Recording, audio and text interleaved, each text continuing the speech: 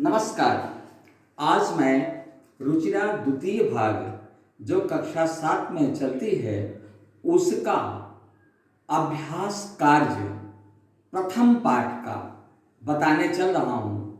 आप लोग उसे ध्यान से सुनिएगा और उसे अपनी अभ्यास पुस्तिका में अवश्य करिएगा। यहाँ पर सबसे पहले शब्दार्थ दिया गया है।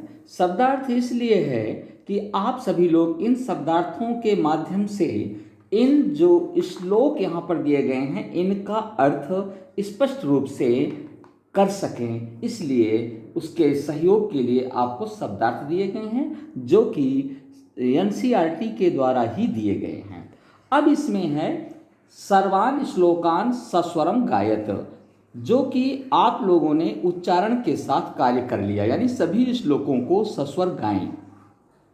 यथा योग्यम श्लोकांशान मेलयत, यथा योग्य श्लोक के अंशों को मिलाएं। प्रश्न दूसरा हुआ, इसमें धन धान्य प्रयोगेषु विद्याया संग्रहेषु च, जिनके साथ है उसे हमने जोड़ दिया है। विस्मयो नहीं कर्तव्यः बहुरत्ना वसुंधरा, सत्येन धार्यते पृथिवी सत्येन तपते रविः, सद्भिर्विवादं मैत्रीं च न सद्भिः किंचिदाचरेत्, आहारे व्यवहारे च त्यक्तलज्जः सुखी भवेत्। द्वितीय प्रश्न का उत्तर इसी के साथ मिलान से हमने पूरा कर दिया है। अब आता है तीसरा प्रश्न, एक पदेन उत्तरत। इसको केवल एक पद में उत्तर देना है, केवल एक पद में। तो प्रश्न है पृथिव्यां कति रत्नानि, तो त्रीणि। मूढ़ैः कुत्र रत्न संज्ञा विधीयते, पाषाण खंडेषु। पृथिव्यां कति रत्नानि, पृथ्वी में कितने रत्न हैं या पृथ्वी पर कितने रत्न हैं, तो त्रीणि यानी तीन।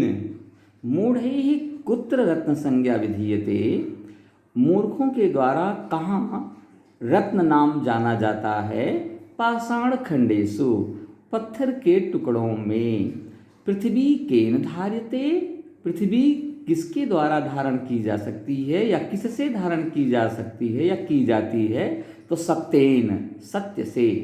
सत्येन पृथ्वी केन धार्यते, पृथ्वी किससे धारण करती है, तो सत्य से। कई संगतिम कुर्वीत, किसके साथ संगति करनी चाहिए, सद्भि यानी सज्जनों के साथ। लोके बसी कृति का, लोक को बस में क्या करती है, तो क्षमा। चौथा प्रश्न है रेखांकित पदानि अधिकृत्य प्रश्न निर्माणम कुरुत, रेखांकित पदों को अधिकृत्य करके प्रश्न निर्माण करो। तो पहला है सत्येन वाति वायु, सत्य से वायु बहती है, तो इसका प्रश्न पद आएगा केन, लेकिन आपको पूरा लिखना है केन वाति वायु। हमने यहाँ केवल इसका एक रेखांकित करके लिख दिया है, केवल रेखांकित करके, लेकिन आपको पूरा वाक्य उतारना पड़ेगा। लिखना कैसे पड़ेगा, केन वाति वायु। जैसे है सद्भि एव सहासीत, सद्भि यानी सज्जनों के द्वारा ही या सज्जनों के साथ ही बैठना चाहिए। तो यहाँ पर क्या होगा, सद्भि का प्रश्न पद, तो प्रश्न पद होगा कई, कई एव सहासीत। क्लियर।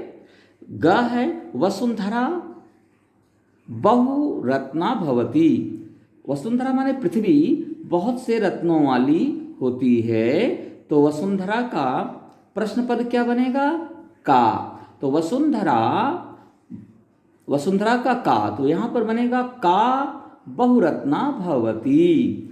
इसमें घ भाग है विद्यायाः संग्रहेषु त्यक्तलज्जः सुखी भवेत्।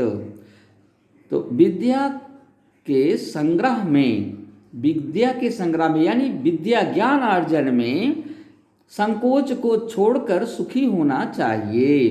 तो विद्यायाः का प्रश्न पद बनेगा कस्याः, कस्याः संग्रहेषु त्यक्तलज्जः सुखी भवेत्। अंगभाग है सद्भिः मैत्रीं कुर्वीत, सज्जनों के साथ मित्रता करना चाहिए। तो इसके 2 पद हम बना रहे हैं प्रश्न पद। वैसे मुख्य रूप से काम ही बनेगा, क्योंकि स्त्रीलिंग का ये शब्द है, तो इसलिए स्त्रीलिंग द्वितीया विभक्ति में ही इसका प्रयोग होगा एक वचन के। लेकिन किम का भी प्रयोग कुछ विद्वान लोग कर देते हैं, तो हमने दोनों पदों को रख दिया है। सद्भिः मैत्रीं कुर्वीत, सज्जनों के साथ मित्रता करनी चाहिए, तो काम अथवा किम बीच में आ जाएगा। सद्भिः काम या किम कुर्वीत। अब आता है प्रश्न 5। प्रश्न 5, प्रश्नानाम उत्तराणि लिखत, प्रश्नों के उत्तर लिखें। ये थोड़ा सा दीर्घ उत्तरीय प्रश्न है, तो इसको हमने यहाँ लिखा है, अब ध्यान दें। कुत्र विस्मयः न कर्तव्यः, कहाँ पर विस्मय नहीं करना चाहिए? दाने तपसि शौर्ये विज्ञाने विनये नये च विस्मयः न कर्तव्यः। दान में, तपस्या में, शौर्य माने पराक्रम में, विज्ञान माने विज्ञान में, विनय माने विनय या शील में, नये माने नीति, नये माने नीति में, और नीति में आश्चर्य नहीं करना चाहिए। खा भाग है, पृथिव्याम त्रीणि रत्नानि कानि, पृथ्वी पर 3 रत्न कौन हैं? पृथिव्याम त्रीणि रत्नानि जलम अन्नम सुभाषितम च सन्ति, पृथ्वी पर 3 रत्न जल, अन्न और सुभाषित हैं। ग भाग है, त्यक्त लज्जः कुत्र सुखी भवेत, संकोच को छोड़कर कहाँ सुखी होना चाहिए? तो उत्तर है त्यक्त लज्जः धन धान्य प्रयोगेषु विद्याया संग्रहेषु आहारे व्यवहारे च सुखी भवेत। संकोच को छोड़कर धन धान्य के प्रयोग में, विद्या के संग्रह में यानी विद्वान बनने में, आहार यानी भोजन में, व्यवहार यानी व्यवहार करने में सुखी होना चाहिए। अब आता है प्रश्न 6। इसमें लिखा है मंजूषातः पदानि चित्वा लिंगानुसारम लिखत। मंजूषातः यानी पेटी से, जो मंजूषा ये रेखांकित के अंदर दिया गया है, पेटी से पदों को चुन करके लिंग के अनुसार लिखें। लिंग 3 होते हैं, आप लोगों को पता है, पहले से बताया गया है, पुल्लिंग, स्त्रीलिंग और नपुंसकलिंग। यहाँ के पदों को उठाकर इन्हीं के नीचे लिखना है।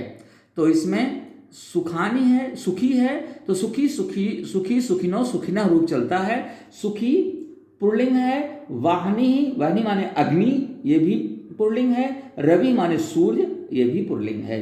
इसी लिंग में संगतिम, संगति ही पद का द्वितीय विभक्ति में एक वचन में रूप बनता है संगतिम। वसुंधरा और पृथ्वी ये तीनों स्त्रीलिंग हैं। नपुंसक लिंग में अन्नम, रत्नानि, सत्तेन ये तीनों हैं। अन्नम एक वचन में है और रत्नानि बहुवचन में, सत्तेन तृतीय विभक्ति एक वचन में। अब 7वां प्रश्न है अधोलिखित पदेषु धातवः के सन्ति। अधोलिखित पदों में जो क्रियापद हैं, यहाँ क्रियापदेश भी हो जाता ज़्यादा अच्छा होता, लेकिन नहीं दिया गया है तो क्रियापद मान लेने से। अधोलिखित क्रियापदों में धातुएं के संति कौन हैं?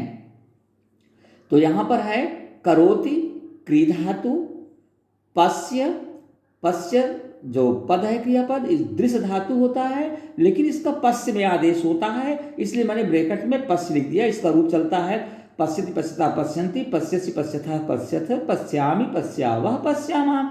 और ये लोट लकार का रूप है, लोट लकार मध्यम पुरुष का, तो इसका रूप चलता है पश्यतु पश्यताम पश्यन्तु, पश्य पश्यतम पश्यत, पश्यानि पश्याव पश्याम। भवेत भू धातु, तिष्ठ स्था धातु है, इसका भी आदेश तिष्ठ में होता है, तो इसका रूप तिष्ठति तिष्ठता तिष्ठन्ति रूप चलता है। इस तरह से ये हमने 7 प्रश्न और उनके उत्तर आपके सामने प्रस्तुत करने का एक छोटा सा प्रयास किया है। मैं आशा करता हूं कि आपके लिए उपयोगी होगा। कोई भी सुझाव अगर आप चाहें तो हमें भेज सकते हैं। नमस्कार, नमो नमः।